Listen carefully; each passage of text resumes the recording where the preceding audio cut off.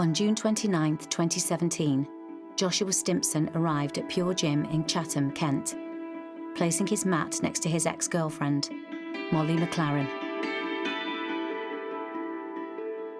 The human instinct in you wants to be wrong, and you want to feel as though it is just a coincidence. Molly, an A-grade student in her second year of university, with a promising career as a fitness instructor and blogger. Get to the same bit every day. I feel like I'm lagging. Everyone gets that bit. Just got to push through. It is not pretty. Stimson, a double glazing salesman from Rochester, with a history of unhealthy relationship breakups that go undetected. He turned very quickly into this very, very nasty, manipulative character. She was upset every day. The two would meet through the internet. Stimson would use his online presence to wage a reign of terror.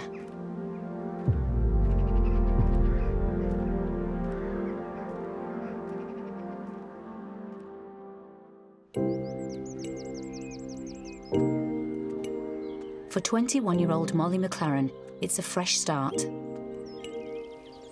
Next week, she starts university and can't wait. Molly is going to study health and fitness at the University of Kent. Like for all young people, uni means hard work, but also new friends, partying, and boys.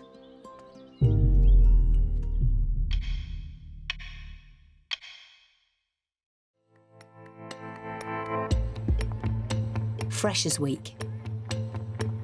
After settling in, it's time to explore. Kent University is only 7 miles away from where Molly grew up, but here there are new students from all over the country. In her first lecture, Molly spots a girl looking nervous and goes to speak to her. We were both on our own, just sort of looking around, sort of that nervous feeling of don't know anyone right now. But there was like this instant connection between us, and we didn't at the time know what that was, but we were just drawn to one another. Molly's charm means she quickly forms a new group of close friends. They enjoy meeting up and socialising in nearby Chatham. As well as Jennifer, Amelia Davis is part of the group. They all share lectures and a love of exercise. Molly was very motivating in uni, especially when you were close to her. She really could motivate everyone around her without kind of much trouble. It was kind of just something that came naturally to her, and just always asking funny questions in lectures.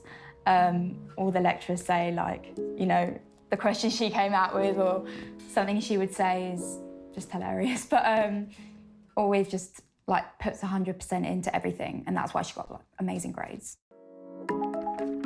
As well as making new friends and partying, Molly throws herself into study. I think everybody knew Molly right from Freshers Week in terms of she was such a bouncy, lively personality, always full of enthusiasm. So, you know, one of the lecturers that I spoke to described her as the light that came into the room. Every day she'd walk into lecture, smile and a coffee in her hand, powered by coffee every day. With your closest friends, it's not always about doing the most exciting things when you're really close to someone. So for us, it was going to the gym together. We'd always have a laugh every time I went with her, and that's why I loved going with her, because she always made it fun. As Molly's friends get to know her, they discover her outgoing, lively personality. Something one of her close friends knew well. Molly and Amy grew inseparable when they worked together at Ted Baker in Dartford. My first impressions of Molly was how beautiful she was. We never really saw her without a smile on her face. She was the joker of the pack, shall we say. She always brightened up your day. If you were down in the dumps or if you were having a tough time with a customer, she'd be the first person to come up to you and kind of make a joke out of it and make it all okay again. For students, dating is priority number one, but Molly is looking for something deeper. Molly's dating history was, she never really had a lot of boyfriends. She was quite passionate about finding the right person. And for her, it wasn't about being in a relationship because everyone else was or because she felt like she should be. It was very much about connecting with somebody on a personal level. The tight-knit group of friends live their lives online, uploading their daily activities to apps like Snapchat, Instagram and Facebook. Molly goes even further and starts her own fitness blog. She was really, really into her high-intensity training in the gym. She used to love HIIT circuits and stuff like that, always posting videos of her little gym workouts. Get to the same bit every day. I feel like I'm lagging. Everyone gets that bit. Just got to push through. It is not pretty. When Molly was in university, she started writing her blog, and a lot of people read it, and I read all her posts and was sharing them because they were just so motivational, and she just seemed to overcome kind of every barrier she came to. Even with things like hard university work, she would always overcome it and do so well at it and get a really good grade. But behind her good grades and busy social life, Molly is hiding her own personal problems. At the time, I had no idea that Molly had battled her own sort of mental health issues with eating disorders, as had I done. And I don't know what it is, but when you have had those issues, there is something that draws you to a person. You don't even have to know, but you've just got to look at each other and there's this connection.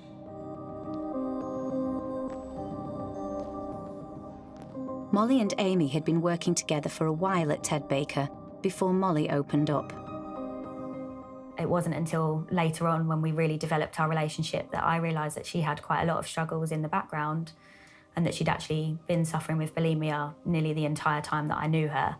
Every day she would have to make conscious decisions to stay on track and not allow this disorder to take over her. And she was really good about it. Everyone has bad days, but she was honest. You know, I'm having a bad day. Everyone has a bad day, but this isn't the end.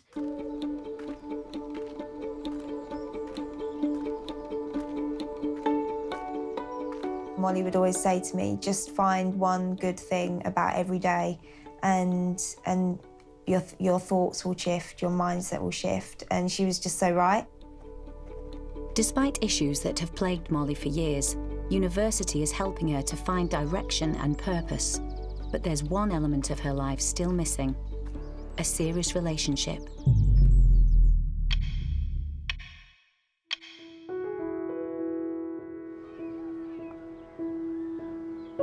Molly's first year at university has come to an end.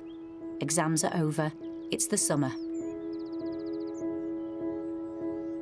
It's been a warm, sunny week, and to make things better, Molly has had a match on dating app Tinder. Molly met him online through a dating app, and they spoke for quite some time. Her Tinder match is 24-year-old Joshua Stimson. He lives just 9 miles away from Molly in the village of Woden in Kent. Molly sends her first message to him in late July, and after a few months of online chatting, they finally meet up. I remember hearing a few times that she'd met someone and that she seemed to be getting on really well, and they'd been out on a couple of dates. It was just any, normal relationship. They were just chatting. After a while, they started to meet up and then eventually form into a relationship. And I was happy for her because, of course, I'm going to be happy for someone who seemed happy at the time, yeah. As the weeks pass, Molly and Joshua Stimson spend more and more time together. Meals out, nights drinking, and a shared love of exercise. For Molly, this is her first serious relationship.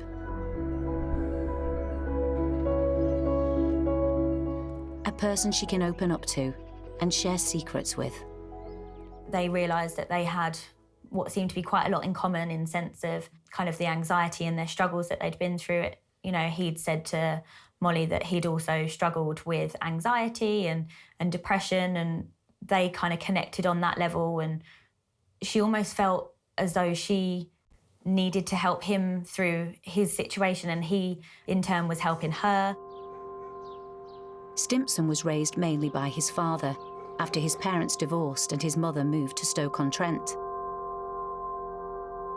During childhood, he'd been treated for depression. But what Molly and her friends don't realise is that there's far more to Stimson's past than he's letting on. She said that she had a bit in common because the person she'd met had said that he'd had some mental health issues himself, and she said so they could sort of help each other, lift each other up. So at the time I was like, oh, this is really positive for you, Molly. I'm like so glad that you found someone who you can relate to and that you seem really happy. They were kind of partners in this dark place that could help each other to see the light on their bad days. £3,000. Hundreds of thousands of people have been celebrating the start of 2017 at events across the UK.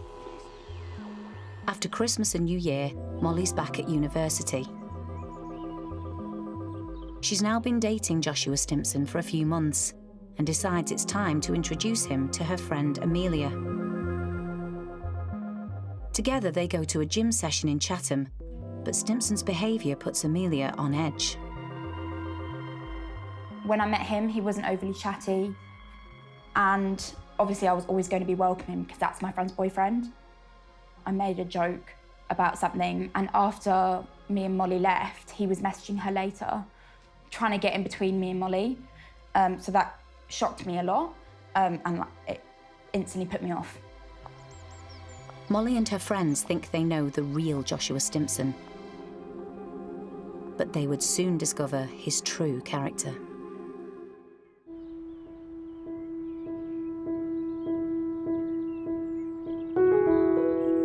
22-year-old Molly McLaren has been in a relationship for 4 months with Joshua Stimson after meeting him on Tinder. But Stimson is hiding a dark side. He has a dangerous history with ex-girlfriends. Molly's friends are now noticing changes in his behaviour. If she wanted to have a day of studying, he would tell her that, you know, he needed to be there for her, and was very manipulative in his approach for them to spend time together. He would often turn up unannounced at her house. Molly begins to feel she needs more space in the relationship. She texts him.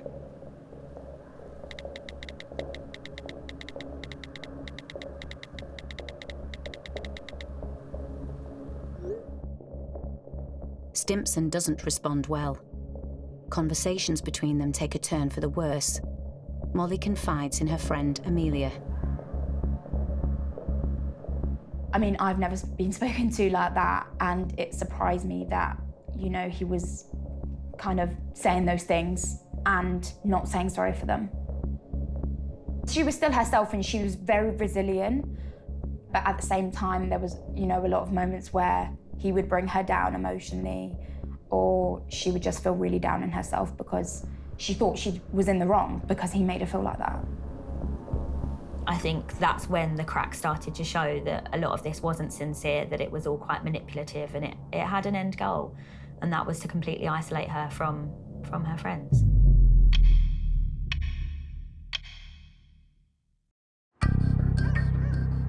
As winter turns to spring, Stimson's controlling and manipulative behaviour continues.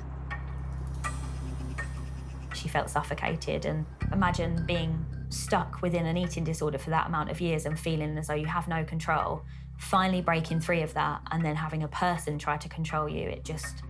It wasn't what she wanted. Molly has had enough and decides to end the relationship. But Stimson won't accept it and bombards her with a series of messages pleading for them to get back together.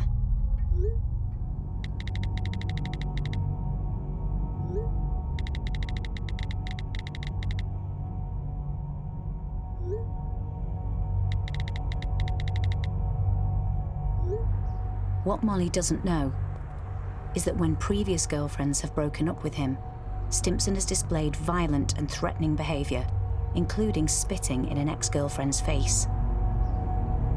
He also slashed the tyres of another and threatened to drown her. But a few weeks after Molly breaks up with him, against the advice of her friends, she takes him back. I advised her not to, but I think she was just so caught up in guilt because he had made her feel like that. But as soon as they get back together, Stimson picks up right where he left off. He would invite himself out on group nights out that she hadn't invited him to. So, for example, she would go to a gig and he would say, oh, cool, what time are we leaving? Or who else is coming? So it was almost without being invited. So I think, again, that was a flag that really he didn't want her to have any alone time with her friends. And that, for me, isn't really something that I thought was okay. Do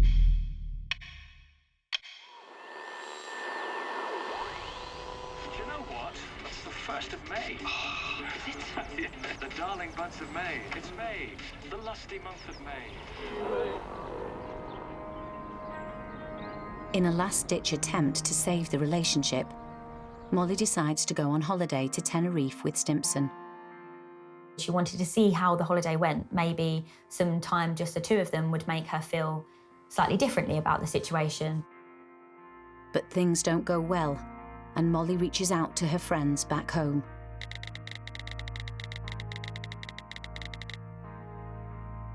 The holiday went not too great, and she texted me while she was on holiday, and she said they really weren't getting along.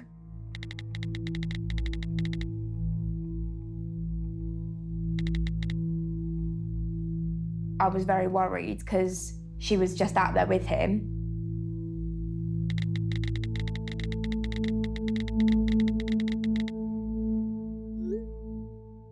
She'd said that he just wasn't listening. He just wasn't taking on board anything that she was saying.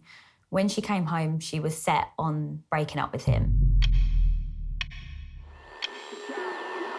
Radio till 10 p.m. tonight. And let's start because you need to go on.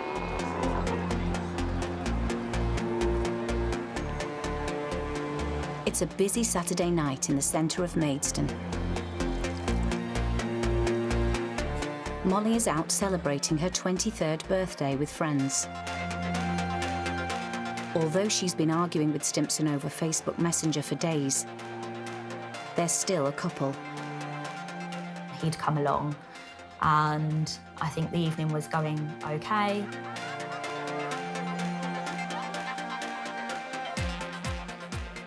And then they'd had a little bit of an argument, and she'd just kind of snapped. I think she just ultimately had enough. And she just said she doesn't want to be with him anymore. And yeah, she broke up with him in the nightclub, and he'd become quite aggressive.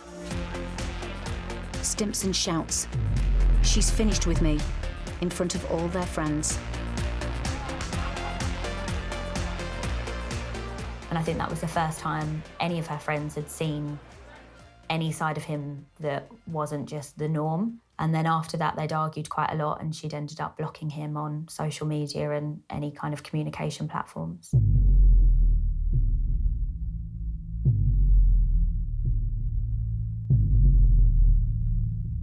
But for Molly, her family and her friends, a cold and calculated nightmare would now begin. Stimson starts by attacking her on Facebook. He'd then started to post malicious content on Facebook that she was then made aware of because other friends of Molly's still had Stimson as a contact on Facebook, so she was able to see what he was posting. He'd tried to publicly humiliate her by disclosing information and tagging her family in it so that they would see some of the messages that she'd sent and things that she'd been up to with her friends. So again, it was more about this return of public humiliation that clearly he held her responsible for. Molly had spent a lot of time creating an online image based around healthy living and fitness. Everyone gets that bit. Just got to push through. It is not pretty. Stimson tries to ruin this, posting that Molly is using cocaine. He tags her family in the posts so they can see them. Molly is distraught. I saw some of the online abuse. She sent me screenshots of them. in a text conversation we were having. And this was the time that we weren't at uni together, but I knew she had people around her, she had her family, she had her friends, and I was really thankful for that. But it was definitely hard because I wanted to be there for her. And I was also so relieved because I thought that was going to be the end of it and he was going to leave her alone. Molly's Facebook friends block Stimson, so he continues his abuse on WhatsApp. She becomes terrified he will turn up at her house and messages family and friends.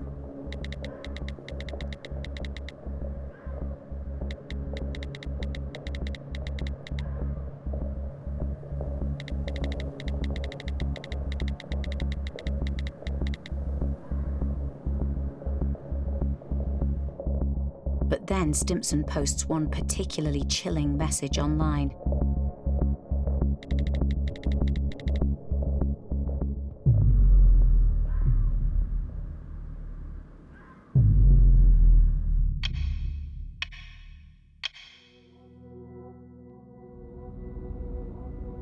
Molly now feels like she has to do something.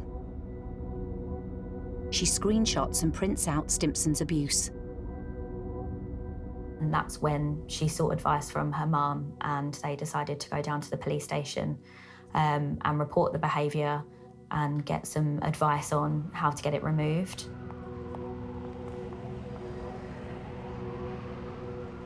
And it was quite chilling because the police officer at the time had decided that the best course of action would be to phone him and ask him to take the content down. The officer rings Stimson and places the phone on speaker. Molly and her mother can hear everything that he says. The police officer had said to Stimson, you know, we're not going to have to talk about this again, are we? Stimson simply replies, "Aren't we?" You know, he actually replied with a very arrogant statement and thought he was untouchable.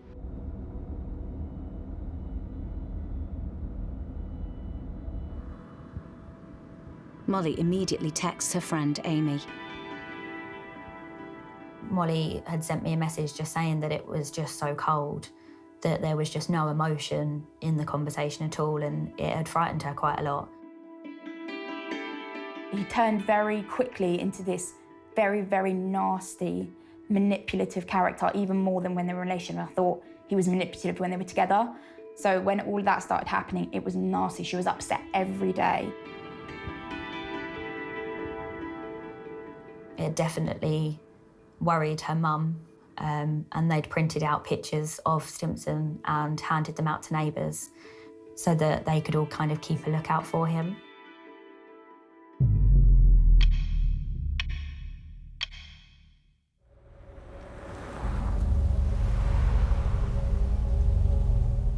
Stimson goes to work, but leaves early. He drives to Asda in Chatham. Here, he buys a Sabatier paring knife. Later that day, he also buys a pickaxe.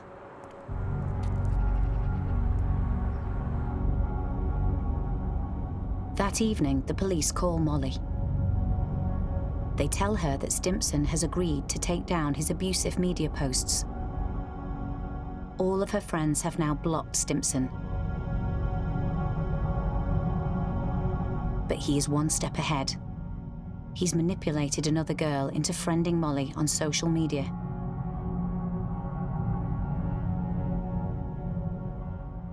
He'd managed to gain access to her whereabouts and what she was doing and what she was posting through another individual who had offered to feed back all of her movements to him.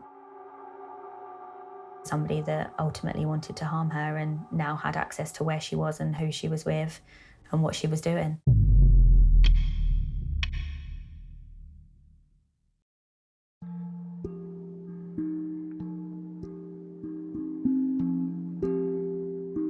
Molly's getting ready for a night out with her friends.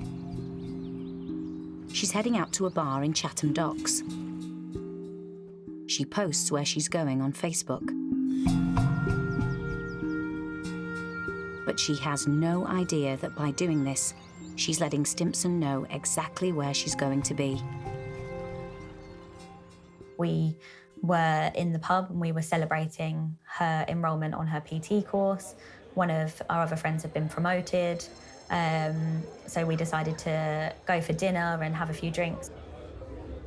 Suddenly, the evening takes a dramatic turn. Stimson shows up out of the blue.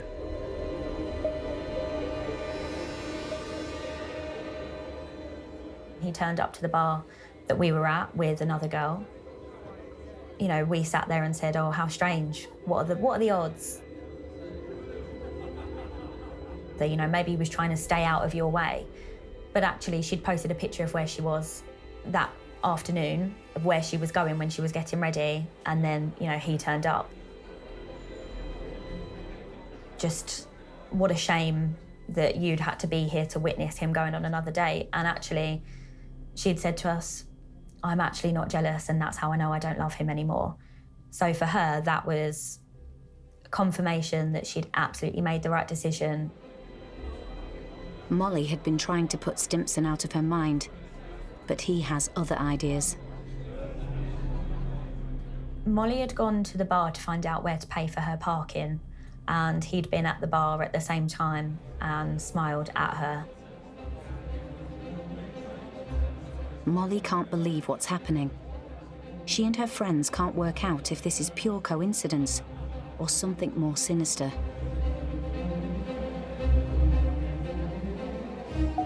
Stimson continues to make the girls feel on edge.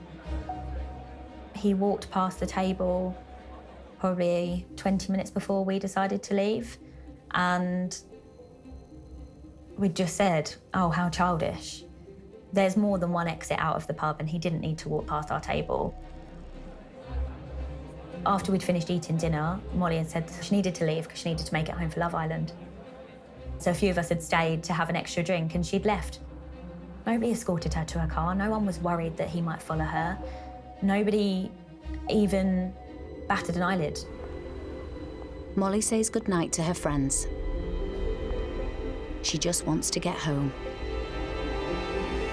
She thinks she's all alone.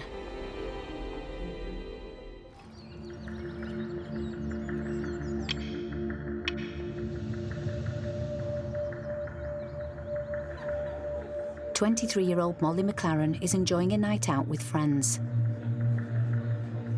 However, the night has unfortunately turned sour. Her ex-boyfriend Joshua Stimson has somehow found out where she's drinking and has turned up, unnerving Molly and her friends. I remember seeing an Instagram post where she took a picture in the toilets and it said, that feeling when your ex shows up at the same club as you. And so I instantly knew that she was sort of a bit uneasy because she was obviously out with her friends and he's turned up and she's already been threatened at the time and reported him to the police. Molly says goodnight to her friends and heads to the car park. I just sent a message saying, hey, I really hope you're okay, stay away and just make sure you're safe. She has no idea she's being stalked.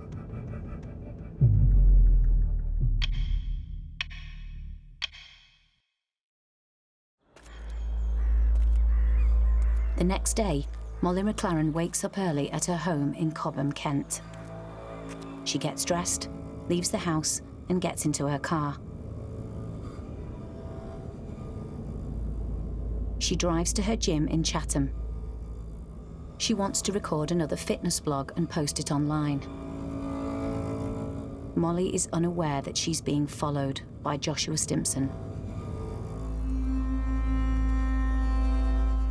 Molly arrives at the gym just before 10 a.m. Shortly after, Stimson enters the car park. We'd been chatting in the morning and I'd just said to her, you know, don't worry about him. You know that you've made the right decision, and she was feeling good. As it's early in the morning, the gym is eerily quiet. Molly has the place virtually to herself. She happily works out. oblivious that Stimson has followed her again, the second time in 24 hours. He walks into the gym and climbs the stairs. He seems to change his mind and go back down.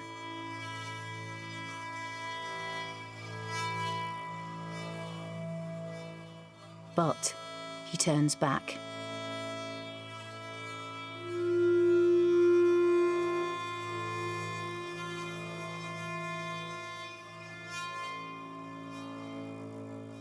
Molly is startled from her workout. She stares at him, wondering why he's there. She sends Amy a text and photo of Stimson.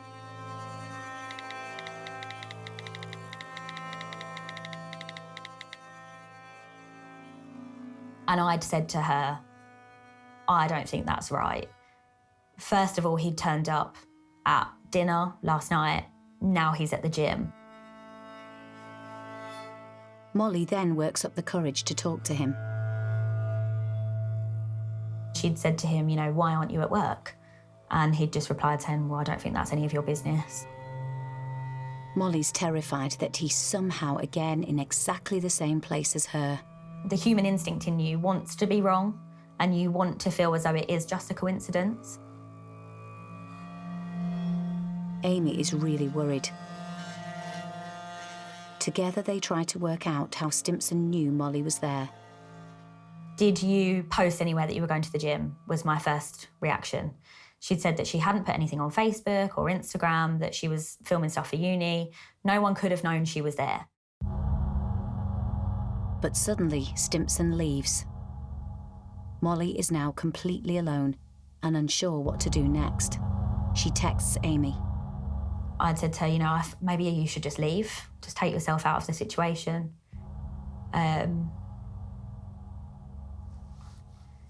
She'd phoned her mum and told her mum what was going on. And her mum had given her the same advice as well, which was to leave, to go straight home. And he'd been driving around the car park waiting for her to leave. Molly gets her belongings together and texts Amy again.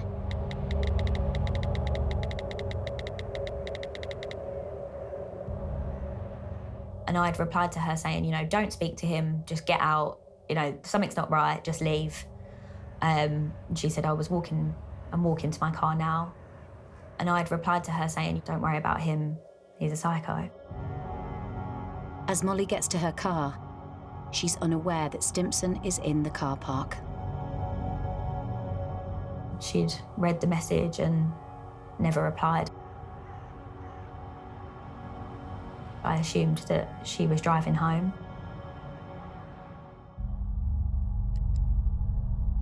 "23-year-old Molly McLaren is being stalked by her ex-boyfriend Joshua Stimson. He's been harassing her and she's reported him to the police. But terrifyingly, over the last 24 hours, he's followed her to 2 separate locations. First, a night out with friends, and then to the gym, placing his mat right next to her. Molly is so frightened, she texts her mum and friend Amy to ask what she should do. And I'd replied to her saying, don't worry about him, he's a psycho. Stimson leaves the gym, and Molly hopes he's left her alone. But he's lying in wait for her outside. He'd been driving around the car park waiting for her to leave. Just after 11 a.m, Molly gets to her car and is completely unaware that Stimson is watching her every move.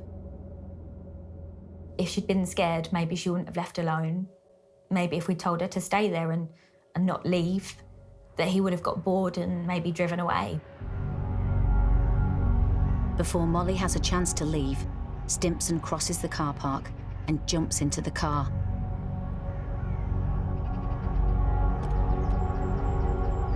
At 11:08 a.m, he viciously attacks Molly McLaren, stabbing her 75 times.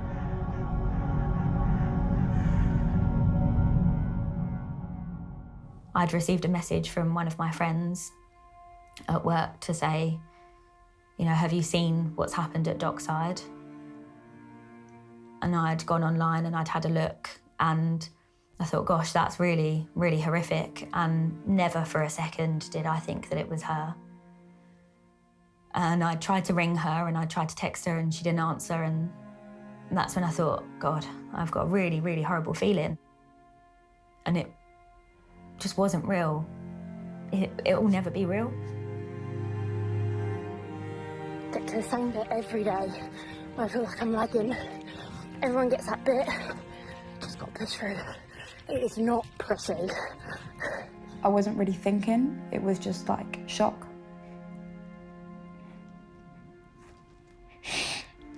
Yeah.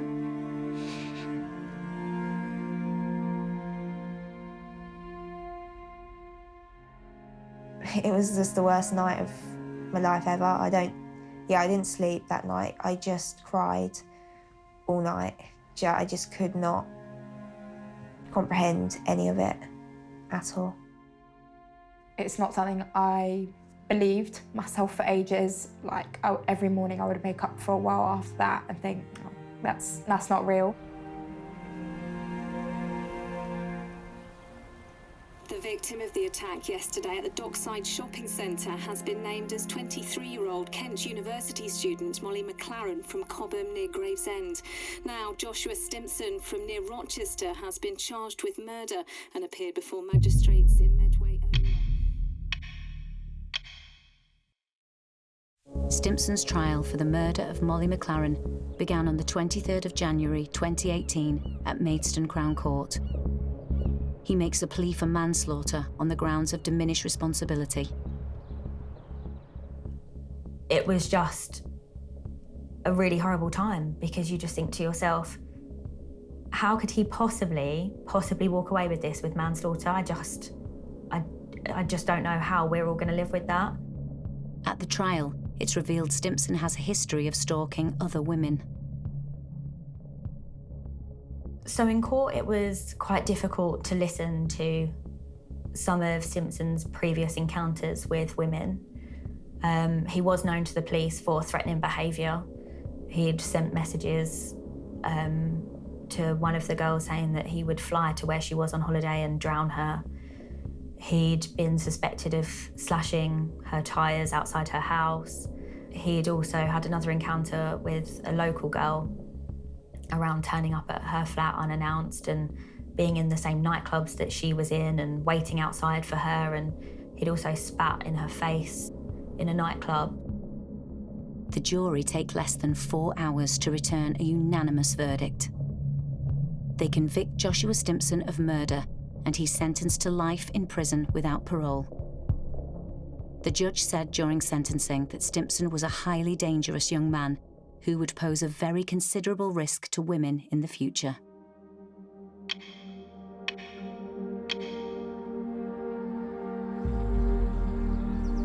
Five months later, Rochester Cathedral hosts the graduation ceremony for Molly McLaren's university year.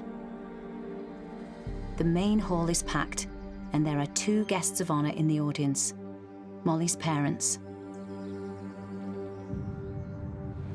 Most Honourable Chancellor, it is with great sadness that I now invite Doug and Joanne McLaren to accept the award of undergraduate diploma in Sports and Exercise for Health, awarded posthumously to Molly McLaren. He gives them the certificate, speaks to them, and it's at that stage after that everybody gets the nod. And at the same point, Gavin turned Joe and Doug towards the congregation so they could hear and see this celebration.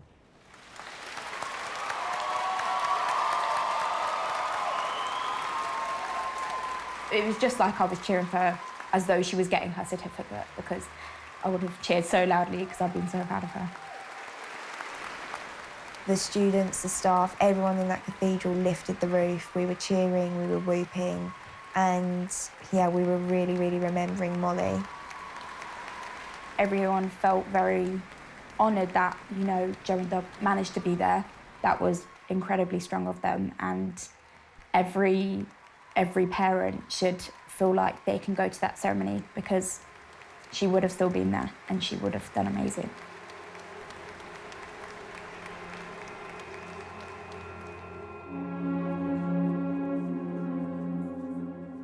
Since Molly's death, friends and family have set up a charity for people suffering with eating disorders called the Molly McLaren Foundation. There's one thing I've learnt from her relationship and their situation is that there are red flags as you go along, but unless you really sit and evaluate them as a whole, they don't look like red flags, and that's probably one of the most upsetting things. The rise of social media and the internet has meant that stalkers have found a new way to track and target their prey. I don't think there's enough awareness about it at all, because before this happened to Molly, quite honestly, I was completely unaware of it. Maybe someone may bring it up in a conversation, but I wouldn't draw any attention to it at all. You never think it would happen to you, or it's never happened to me, I don't really understand it. Who would do anything like that? I think in the modern day, it's still very new. It's not something that people have had a chance to really look into. And it's more scary than anything. Many people that post where they are, when they're there, the introduction of live videos, Snapchat being in the moment. You don't necessarily know who's watching, and yes, you can control your friends list and you can control who is viewing your things on Instagram, but do you really know those people? It has really impacted me with dating. I'm sure there will be a time where I will meet someone and I will be okay and maybe have a nice relationship, but at the moment I'm just always on edge when I'm doing things like that, especially when someone contacts me on social media. Molly and her friends unwittingly fell into the world of a psychotic stalker, partly because of their generation's dependence on online life. A lot of this cyberstalking can lead to things like, death and serious injuries. And I don't know what's more serious than that, to be honest. In the UK, at least 2 women a week are murdered at the hands of partners or ex-partners. Stalking-related behaviour is identified in 94% of these cases. The tight-knit community of Cobham are standing strong. Every year they celebrate Molly's birthday by hosting a charity festival called Molly Fest. Her story resonated with so many people. She was so young, and everyone has a best friend, everyone has a daughter, everyone has, a cousin, and it was really important for us to have her remembered for who she was and what she stood for, and not what happened to her. Some days it's easier than others, and I do shed a tear most days, but I talk to Molly every day, and I love watching videos of Molly. We just all, had to believe what had happened and just move on from it and do the best that you can and take every day as it comes.